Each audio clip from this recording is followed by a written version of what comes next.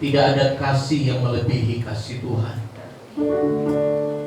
Karena kami tidak hanya melihat, tapi kami merasakan kasih Tuhan itu nyata buat kami. Itu sebabnya perkataan iman kami tidak hanya didasari dengan apa kata orang, tapi didasari dengan apa yang kami rasakan. Itu sebabnya malam hari ini Tuhan, kami buka hati kami untuk lebih diberkati oleh Tuhan. Kami percaya bahwa Tuhan akan terus memberkati melawat kami. Bahkan Tuhan akan terus membukakan hal-hal yang baru buat setiap kami. Terkadang jalan yang kami lewati itu bisa menyesatkan kami. Bahkan terkadang jalan yang kami lewati itu bisa membuat kami jatuh dalam hal yang sangat membahayakan. Tapi kami percaya bahwa Tuhan akan terus menuntun kami. Tuhan akan membukakan kami jalan lain, jalan yang baru. Lewat firman-Mu, maka Tuhan akan bukakan rahasia sehingga kami akan terus berjalan sesuai apa yang Tuhan mau. Terima kasih Bapa, dalam nama Tuhan Yesus. Setiap kita yang siap dengar firman Tuhan sama-sama katakan amin. Begitu, silakan dua Bapak Ibu Saudara. Haleluya, haleluya, puji Tuhan. Shalom. Shalom. Apa kabar Bapak Ibu Saudara? Luar biasa. Puji Tuhan. Terima kasih buat Bapak Ibu Saudara yang sudah hadir dalam ibadah. Ya. Sedikit secara latihan. Ibadah yang ketiga Bapak Ibu Saudara. Natal yang ketiga. Jadi Natal pertama, Natal Youth. Kemudian kemarin tanggal 18 baru hari ini tanggal perayaan Natal tanggal 24. Dan besok masih ada lagi Bapak Ibu Saudara. Saya undang lagi saudara yang mau hadir ibadah, terima berkat Tuhan, hadir besok. Ya, pertama bagi jemaat Tuhan hadir dalam ibadah besok. Baik. Untuk mempersingkat waktu saudara, tema kita masih bicara tentang apa saudara? Di sana Yesus datang untuk mengubah jalan hidupku. Bukan ini Pak, sorry. Yang Natal tanggal 24 Pak. Ini khotbah saya minggu kemarin kalau nggak salah. Tanggal berapa ya? Yang tanggal 24 Pak, ada situ di temanya sama. Yesus datang mengubah hidupku. Tapi ini khotbah saya yang kemarin tanggal 18. Yang tanggal 24. Nah, Bapak Ibu Saudara, tema ini adalah tema yang terus kita akan sampaikan di sepanjang bulan Desember ini.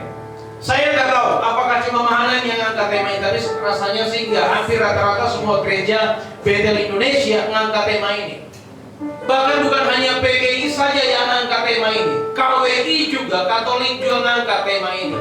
Bicara tentang Yesus mengubah jalan hidup. Kenapa tema ini diangkat? Karena prediksi Bapak Ibu Saudara. Prediksi hari ke depan itu sulit. Bahkan pemerintah sudah menyampaikan tahun depan itu tahun yang gelap. Bapak Presiden sudah bilang tahun depan tahun gelap. Ini bicara kesulitan, baik ekonomi dan sebagainya. Itu sebabnya gereja harus mengangkat tema ini, bahwa walaupun orang berkata dunia gelap, tahun depan gelap, tetapi di dalam Tuhan selalu ada jalan. Amin. Amin. Amin. Amin. Orang percaya harus punya iman kayak begini. Jangan sampai karena dengar berita bahwa tahun gelap, saudara, banyak anak Tuhan yang akhirnya stres, frustasi, tekanan darah naik, kolesterol naik, darah tinggi naik, lama-lama stroke, saudara. Belum terjadi apa-apa, kita stres duluan, akhirnya penyakit. Ya, itu sebabnya kita harus dihiburkan dengan berita Natal. Amin. Berita Natal harus disampaikan bahwa Natal, Yesus datang untuk mengubah jalan hidupku dan hidupmu. Haleluya. Nah, Bapak Ibu Saudara, kita masuk pada poin ya, kedatangan Yesus. Langsung aja Pak. Saya mau khotbah nggak lama. Usahakan 20 menit selesai. Amin. Haleluya. Jadi saudara, kedatangan Yesus dikatakan dia membawa orang-orang yang hatinya bersih. Rindu. Apa saudara? Rindu apa? Berjumpa dengan, ya, ada ya. Rindu berjumpa dengan Sang Mesias. Itulah yang diwakili dari kelompok orang-orang Majus yang rindu berjumpa dengan seorang raja.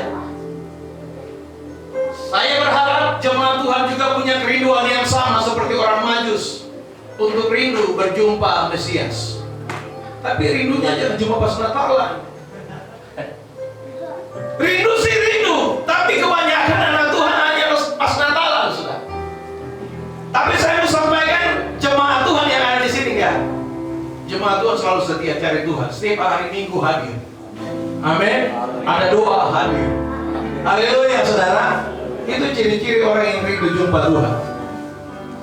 Ciri-ciri orang yang rindu jumpa Tuhan gak peduli sudah. Mau hujan badai, tadi sore udah banyak WA masuk, hujan lebat. Jangan udah sampai gereja.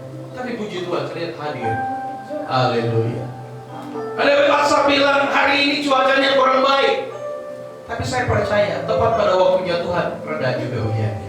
Saudara bisa hadir. Amin. Itu karena apa? Saudara rindu jumpa Tuhan. Amin. Kerinduan kadang-kala kerinduan untuk berjumpa dengan seseorang kadang-kala tidak bisa dihalangi oleh apapun. Semakin ada hambatan, semakin tertantang kita.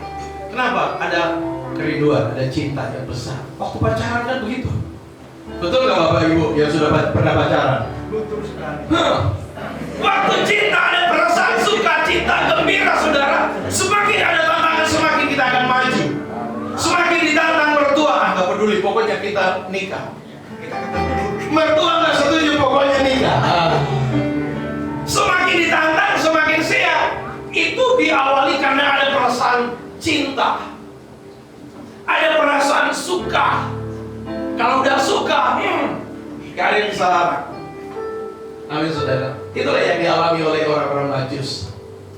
Mereka bersuka cita karena mereka melihat bintang. Mereka ini para ahli-ahli Taurat, ahli Taurat lagi. Para ahli-ahli astronom, ahli bintang, Bapak Ibu saudara.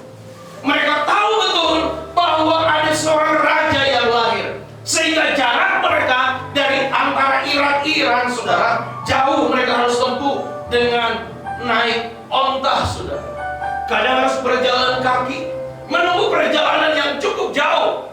Tapi karena perasaan suka maka mereka tiba. Singkat cerita, mereka datang bukan dengan tangan kosong. Mereka datang menyembah Allah.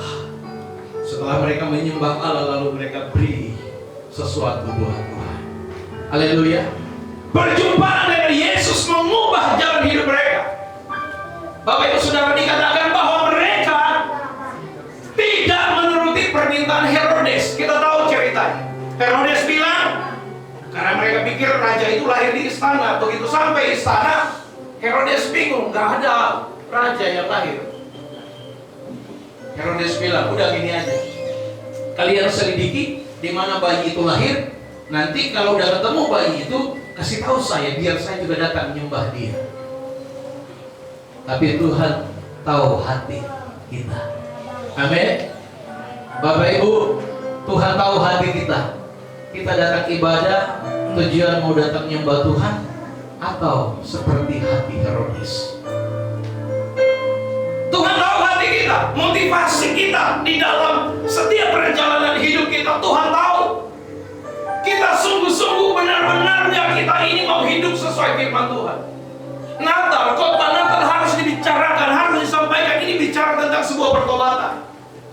Jangan sungkan-sungkan untuk katakan tentang pertobatan. Jangan sampai kita seperti Herodes yang tidak bertobat. Katanya mau menyembah Tuhan, tapi hatinya sebenarnya jauh. Di dalam hatinya terbesit untuk melakukan kejahatan. Di dalam hati Herodes terbesit pikiran untuk melakukan pembunuhan. Kenapa ada rencana pembunuhan? Karena tidak mau sampai jabatan itu lepas. Tidak mau sampai nanti kedudukan itu hilang.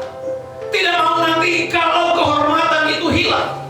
Bapak Ibu Saudara, kehormatan, jabatan, kekayaan, bukankah itu semua titipan Tuhan? Amin. Apa yang kita punya semua titipan. Bapak Ibu yang bekerja dan terbaik, suatu saat Bapak pensiun. Betul. Suatu saat kita tidak mampu bekerja. Keinginan ada, tapi kekuatan kita terbatas. Suatu saat pasti pensiun. Suatu saat rumah akan ganti nama pemilik, jatuh ke tangan anak, pindah ke mertua, ke anak mantu, punya mobil, suatu saat akan ganti, pindah ke anak. Nggak ada sesuatu yang bisa pertahankan. Semua sementara. Betul. Itu sebabnya Alkitab berkata, jangan sampai hatimu terikat dengan harta dunia. Di mana ada hartamu, di situ hatimu. Bapak Ibu Saudara, harta kita bukan di harta benda kita, bukan di rumah, bukan di mobil, bukan di anak, tapi harta kita ada di sorga. Dan biarlah hati kita melekat pada harta yang ada di sorga. Berikan kemuliaan bagi Allah kita. Di mana ada hartamu, di situ hatimu. Itu sebabnya harta kita adalah harta sorgawi, harta yang besar, yang gak bisa ditukar dengan apapun juga. Enak dan karat tidak bisa memakannya. Betul? Itu kita lomba Bapak Ibu Saudara supaya masuk surga. Itu sebabnya jangan sampai kita seperti Herodes, yang katanya mau menyembah Tuhan tapi sebenarnya dia takut kehilangan. Kasih itu nggak boleh takut kehilangan, tapi kasih itu harus memberi. Amin.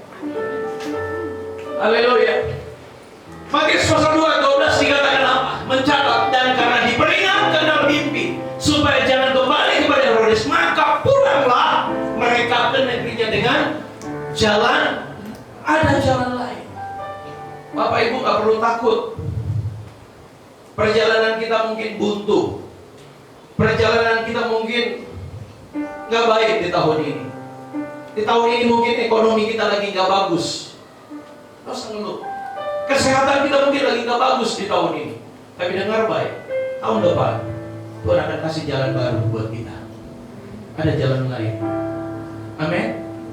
Tuhan akan buka jalan lain. Ada jalan baru yang Tuhan sediakan buat kita. Itu sebabnya kita harus tetap percaya dan bergantung penuh kepada Tuhan. Ada banyak anak Tuhan, di masa kesukaran Tuhan buka berkat. Di masa kesulitan Tuhan buka pintu berkat. Dulu waktu pandemi orang mengeluh, yang punya toko marah-marah yang punya toko. Kenapa Tuhan? Kalau orang ada bilang pesoe Jom, itu bahasa Melayu. Siang Jom, kenapa? Ini toko mau laris, kenapa ini corona? Pendeta stres, jemaat gak bisa gereja, perpuluhan berkurang, kolekte, akhirnya bingung. Gereja pun stres kembali. Kenapa corona? Toko susah. Tapi Bapak Ibu tahu, ada banyak anak Tuhan yang di masa kesulitan, di masa pandemi, yang tadinya mengeluh, kenapa Tuhan, kenapa toko gak bisa tutup? Ternyata Tuhan buka. Tuhan bilang, memang aku tutup supaya kamu jual online. Bapak Ibu tahu, dia buka online, omsetnya 4 kali lipat dan dia buka toko. Banyak orang justru mendapatkan pekerjaan di masa pandemi. Waktu dia buka toko, tokonya nggak laku. Tapi di saat dia jual secara online, justru omsetnya besar. Dia nggak perlu bayar ruko, dia nggak perlu bayar keamanan, maintenance-nya dia nggak perlu bayar. Kenapa? Justru Tuhan lakukan itu untuk melipat gandakan berkat. Amin. Masih mengeluh? Ada banyak orang yang nggak bisa bekerja, belum dapat pekerjaan. Waktu di masa baik-baik gak ada kerjaan, tapi ketika pandemi justru Tuhan bukakan kerjaan buat dia. Amin. Haleluya. Jadi nggak usah mengeluh. Segala sesuatu yang terjadi ada maksud Tuhan. Amin. Di balik segala sesuatu ada rancangan Tuhan buat saudara dan saya. Haleluya. Ada beberapa sikap hati yang perlu kita teladani dari orang Majus. Pertama, next Pak. Saya mau cepat. Lanjut saja. Ini sikap hati Bapak Ibu Saudara, perlu catat baik-baik. Pertama, hati yang Bapak Ibu, hati kita harus percaya. Definisi percaya itu apa sih? Iman, Ibrani bilang iman adalah dasar dari segala sesuatu yang kita lihat. Percaya walaupun belum melihat. Saya masih sakit tapi saya udah lihat aku sembuh, aku jalan-jalan. Itu iman. Bertindak dengan iman, maka terjadilah seperti apa yang kita pikir. Dulu saya belum punya apa-apa, belum kaya, belum punya pekerjaan. Berpikir suatu saat saya punya pekerjaan, dan terjadi dengan apa yang kita pikirkan. Bapak Ibu, ini saya mau cerita. Dulu saya menghayal, saya setir mobil orang. Saya berhayal, saya bilang, suatu saat waktu saya nyetir mobil, suatu saat nanti saya setir mobil sendiri, ada bapak saya di samping. Itu hayalan saya, itu beberapa tahun yang lalu. Tapi ketika itu terwujud, saudara, seperti tidak percaya. Suatu saat saya nyetir mobil sendiri dan saya melihat bapak saya di samping saya. Saya bilang, dulu apa yang pernah saya pikirkan sekarang terjadi. Iman itu percaya walaupun belum terjadi. Itu dikatakan Ibrani. Iman adalah dasar dari segala sesuatu yang kita harapkan dan bukti dari segala sesuatu yang tidak kita lihat. Amin. Saya melihat gajah di sini. Tidak ada gajah.